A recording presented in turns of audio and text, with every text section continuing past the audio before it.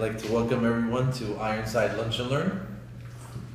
We're just coming back from the hurricane, so I'd like to tie in last week's lesson and this week's lesson to Chodesh Elul, Rosh Hashanah, to Teshuvah, as well as Hurricane Irma.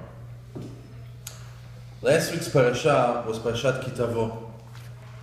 Something very interesting in this parasha. It starts off with a gentleman that is already in the land of Israel, and he comes to Bet HaMikdash with his first offerings. In other words, it's called bikurim. What is bikurim? You have a tree in your let's say you have several trees in your field, and all of a sudden you see it finally starting to give fruit. You got 2 or 3 apples that just came out. You mark those 2-3 apples with a string, and you go do that for every tree. And later on, when it's time to harvest, you take all your fruits, but the ones that were marked, that were the first fruit, those specific ones you take out, you put them in a basket, you bring them to the Kohen, and you give it to him as an offering to HaKadosh Baruch Hu in the Bet HaMikdash. However, it comes with a script. It comes with a specific thing that you have to say. I'll read it off and explain it. It says, "V'lakachta bereshit kol pri adama," you will take your first fruit offerings. "V'samta bateneh," I'm skipping around just to get to the point, and you'll put it in a basket. "V'alachta el hamakom asher yivchar Hashem Elokecha," Bet HaMikdash. "V'bata el hakohen," you come to the Kohen, and you said, "V'gati hayom l'Hashem Elokecha, v'lakach hakohen atenei medecha." The Kohen takes it for you. And Pasuk Hey begins, "Ve'anita ve'amarta lifnei Hashem Elokecha." And it says, this is what you're going to say in front of your God. "Arami oved avi, ve'yarad Mitzrayma, v'yagol sham bimtei me'at, ve'ish sham legoy gadol atzum v'rad." He says, it goes all the way back to the time of Lavan HaArami. He was like the original Hitler. He was the original one that wanted to get rid of us completely from the Ikad. He was a crook. He says, my father used to live with a guy called the Arami, and he survived.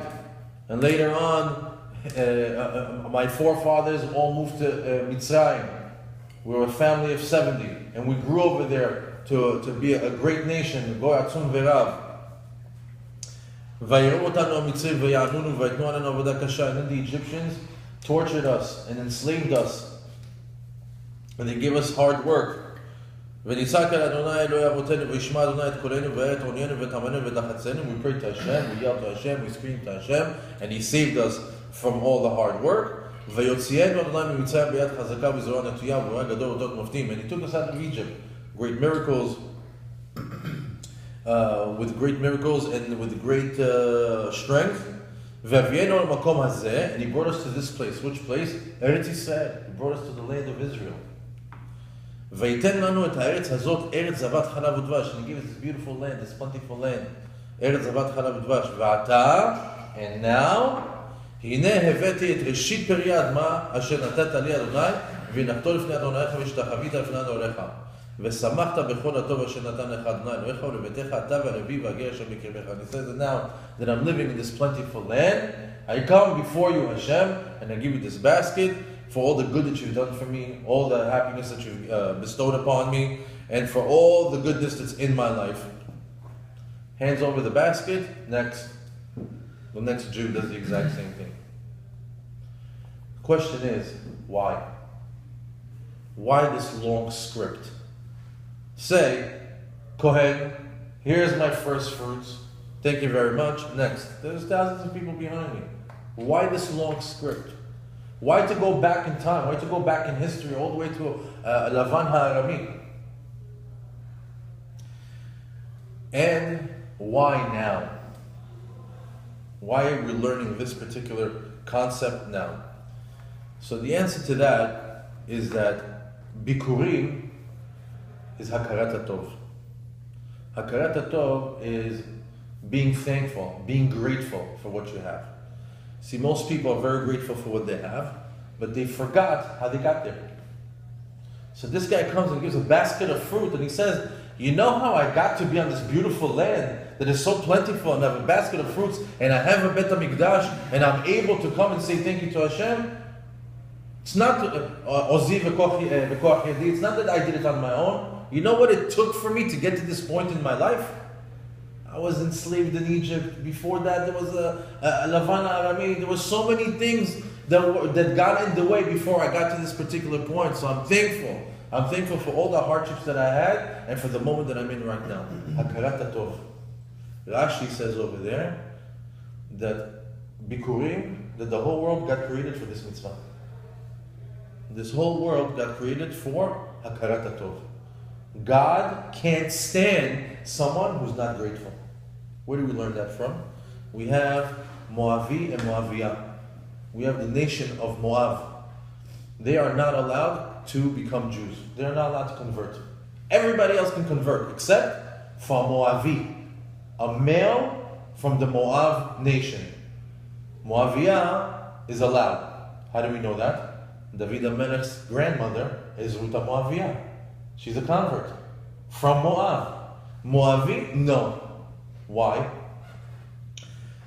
The Moavim, when we were in the desert, we asked them, can we pass by your land? Can we do a little shortcut? One of the said, let us go through your King's Highway, the main road.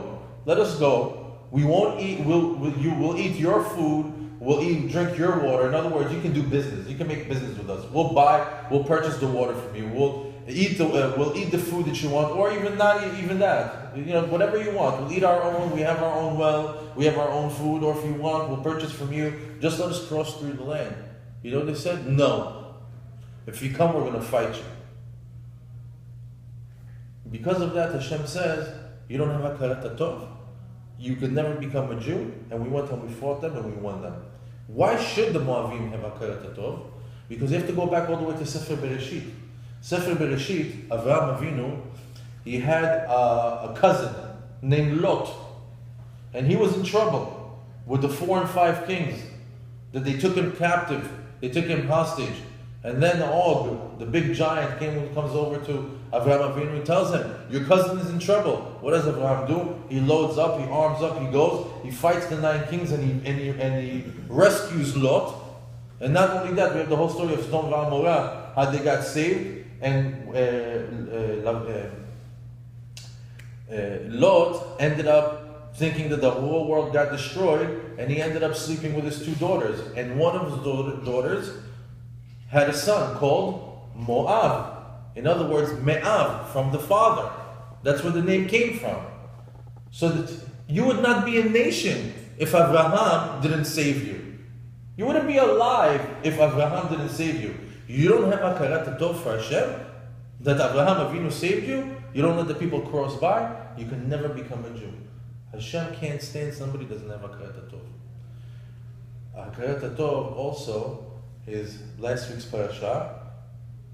Why should it be right now, 1 week or 2 weeks before Rosh Hashanah? Why should this concept of Hakarat HaTov be today and not 6 months from today? It's because a week or 2 before Rosh Hashanah, you need to have Hakarat HaTov. You need to say, God, Kadosh Baruch Hu, thank you so much. Thank you so much. To do a little rewind of the past year and say, you know what? There was a health scare 6 months ago. Thank you for saving me. I was in financial distress 4 months ago. Thank you for saving me. I was depressed 3 months ago. Thank you for getting me out of it. Where's the Hakarat HaTov? Hashem wants you to understand that before you come into Judgment Day, be grateful for all the good and the bad. And we all know there's no bad. It's all good. Be grateful for all the good that's been done for you before you come and ask for next year's wants and needs. Hakarat HaTov is something very, very important in our lives. And Hashem says, Rashi says that Bikurim, the concept of Hakarat HaTov, the whole world got created for it.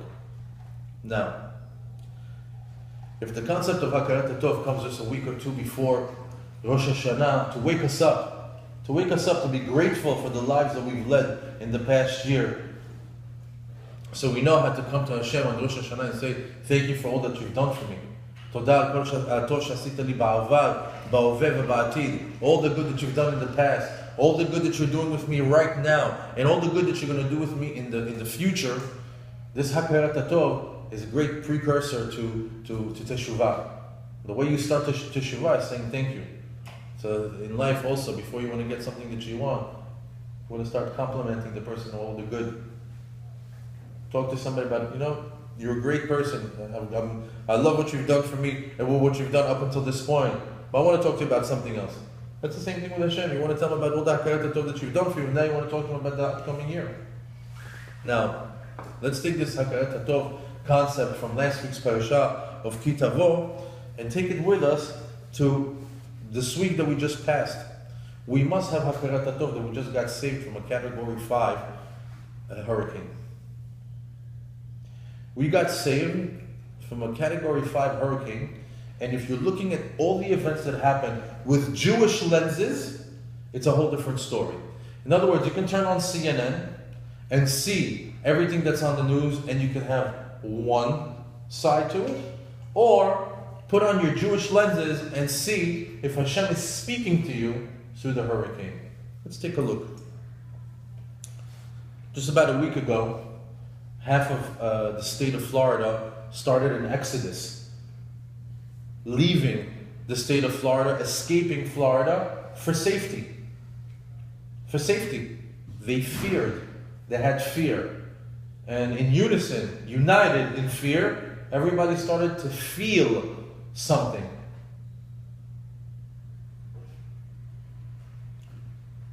The hurricane caused people to feel fear. Now,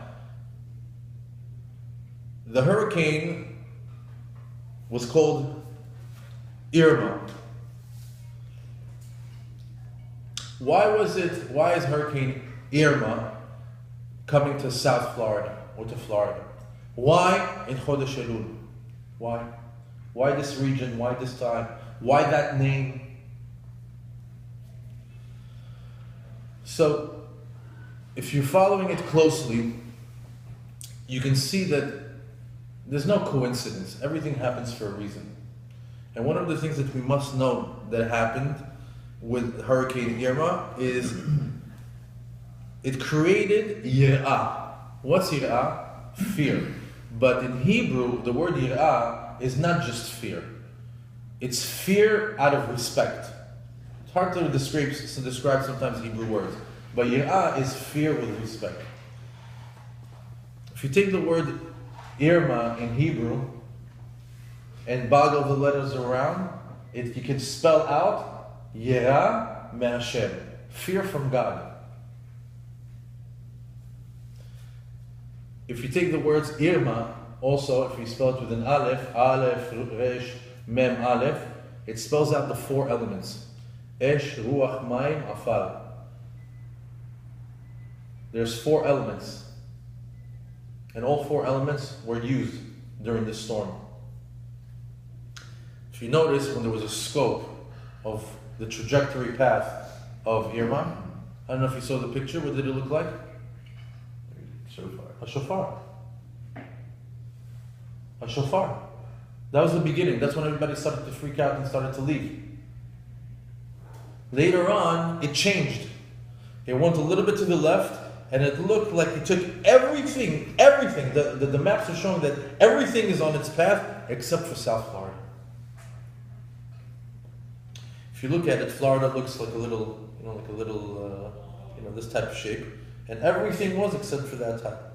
It almost looks like a circumcision. Just that part, just that bottom part wasn't affected. Why would it look like a shofar in one direction, and a few days later it would look like a circumcision? These are all signs. What's the first sign? We're going to blow the shofar in Rosh Hashanah in 2 weeks from now. Are you ready? Are you ready? Do you have Yirat Hashem? You're right now scared from wind. Are you scared from Hashem that your outcome is going to be good? They said that the word milah, there's 2 places where you see the word circumcision. One for the regular Brit Milah, and the second one it says Vaymal Hashem et levavchem. Hashem will circumcise your hearts. And that's exactly what happened over here. There was a circumcision of people's hearts. For some reason, all of a sudden, they dusted off a little bit of that numbness, of that comfortably numb attitude that they have about life, and they started to feel again. Malet levavchem. All of a sudden, the heart started to pump a little bit, started to feel a little bit. All for what? And all before when? All before Rosh Hashanah.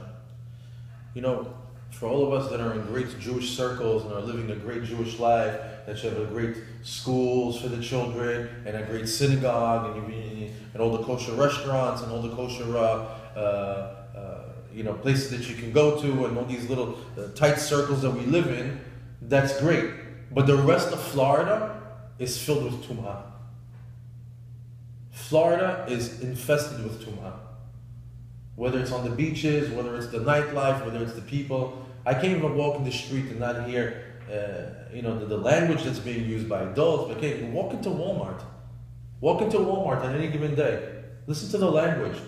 Look at what's going on. Look at what people are wearing. Walmart is regular America, right? Right? If I walk there at 5 o'clock, that should be America for me, right? Go see what's going on at Walmart at 5 o'clock in the afternoon. It's scary. Hashem needed to clean up Florida a little bit. I need to do a little bit of a mikveh on the tum'ah that's going on over here. And for all the Jews that are around it and becoming comfortably numb to what's going on, need to be shaken up. Now,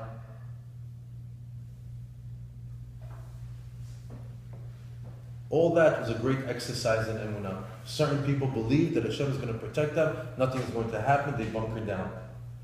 Some people believed Hashem is going to protect me, I'm going to run away, He'll save me over there. It was an exercise in emunah. Everybody at that point, when they saw category 5, they physically tried to save their lives with water, batteries, gas, so on and so forth, but eventually their hands raised up to God and said, well, save me from this hurricane, I don't want to get hurt. But let's go a little bit further. The hurricane has come and gone. And I'll tell you that there's something very weird going on over here. It's been 3 weeks. It's been 3 weeks or 4 weeks where a bunch of strange things have happened. We had a solar eclipse that happens once in a lifetime or once every 100 and something years that predicted that something bad was going to happen right after it. You had Hurricane Harvey that pummeled Houston. Not more than a few days later, we had Hurricane Irma coming up, Hurricane Jose behind it, 9.0 magnitude earthquake in Mexico. What's going on? What's going on? And it's like one after the other, one after the other, one after the disaster, disaster, disaster. And that's just in our region here. What's going on?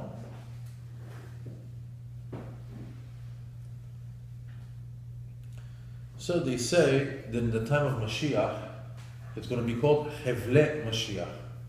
Hevle Mashiach is also very similar to the word Hevle Leda. When a woman gives birth, she starts to get her contractions, once every few hours. Then it gets closer and closer and closer. Once every half hour, after 15 minutes, 10 minutes, and 5 minutes, and then every couple of minutes, and after that, what happens? She gives birth. They said in the time of Mashiach, the world is going to act exactly like a pregnant woman. It's going to start to have contractions. Hurricane, earthquake, disaster, one after the other, one after the other. In other words, all these little disasters that are happening in the world consecutively, so quickly, one after the other, it's because the world is about to give birth to the Mashiach.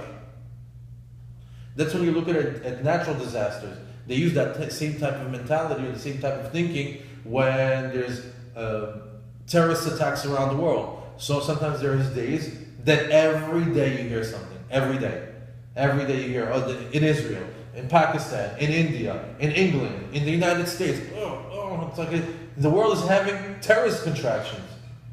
The Hashem lets us feel it in different places all the time. Why? It's that time. It's the time of Mashiach. And right now, right after we finished all of these events that just passed us, right now everybody's back to normal. Everybody's saying, okay, how do I make money today? They just speak to somebody 3 days ago about business. What business is going to save my life? Today they're already, which stock am I going to buy? Bitcoin is going up. Bitcoin is going down. What's the stock of the day? But excuse me, your life is on the line. Your life is on the line. In 2 weeks from now, Rosh Hashanah. I'm sorry, 1 week from now. What am I talking about? 1 week from now, your life is on the line. What are you doing to prepare for Rosh Hashanah? Are you acting the same way you acted for the hurricane? Are you picking up every mitzvah before Judgment Day, just like you picked up every bottle of water? Are you running for safety before your Judgment Day? What are you doing for your Judgment Day? No, back to normal. The hurricane, yes. God, Judgment Day, back to normal. However, it's no coincidence that right after Parashat Tavo and right after Hurricane Irma, what's this week's Parashat? Nitzavim. What's Nitzavim? We're still standing. We're still standing. We're still here. But they say when Parashat Nitzavim comes up, know that we're standing right now in line. What are we standing in line for? Judgment Day. Imagine our souls in the Shammai, 14 million Jews, one by one, we get judged all online, Nitzavim, to get judged. While your turn comes up, what are you doing to swing your judgment? What are you going to do when Hashem comes up and tells you, okay, what did you do between Hurricane Irma that I tried to scare you into teshuvah? Because you needed it, because you're so comfortably numb in the South Floridian life. What did you do to better your judgment? And you're going to say, I went back to normal? Well, you could say, you know what? I studied a little bit more, I prayed a little bit more, I tried to do something else. Would Hashem bring a Category 5 hurricane just to make us do more teshuvah? The answer is yes. Because when He saved all of South Florida and everybody else got hurt, He's trying to show you, this hurricane is for you. This hurricane is for this group. The group that wasn't affected, it's for you. For you, it's Yirah. It's Yirah me Hashem. For them, it's Irma. For you, it's Yirah me Hashem. But is that the Hashem that we take all the events that are happening around us and we eternalize it and we look at it with Jewish eyes, that Hashem is trying to talk to us with signals and symbolism and things that He just wants us to wake up our hearts and act towards Him the way that we act towards a hurricane. Shabbat Shalom.